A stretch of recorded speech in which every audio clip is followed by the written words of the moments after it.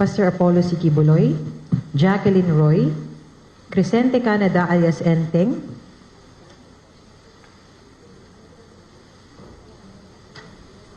Ingrid Canada and Sylvia Semanyes.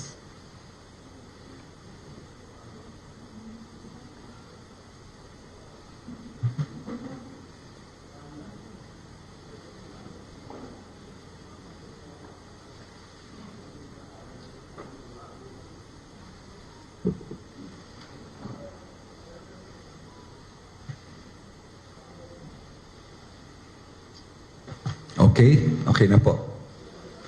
Pakilabas na lang, Jean, please. Thank you. Thank you very much.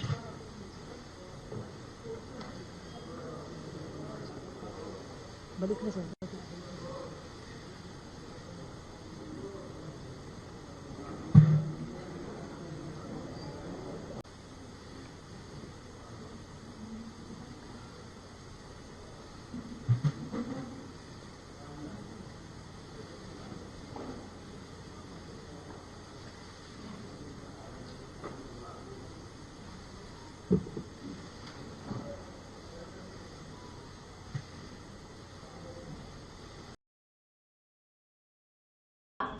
Well, the extradition request is not yet there.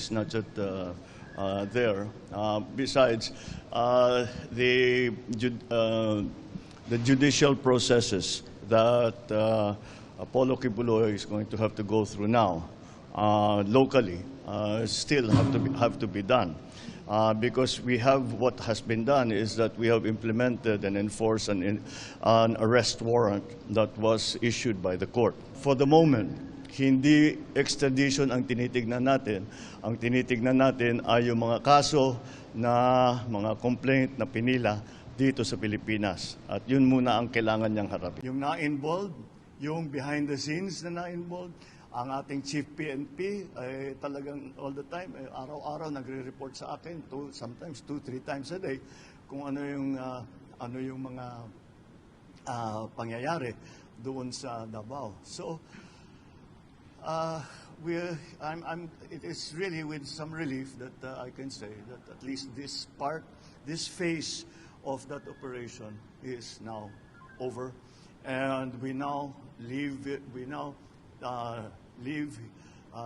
Mr. Kibuloy to the judiciary, to the judicial system, and siyempre babantayan natin na tama naman ang mangyayari, na lahat ng kanyang karapatan, walang masasagasaan sa karapatan niya, wala namang ibabaliwala sa kanyang kahilingan, kung ano man yun.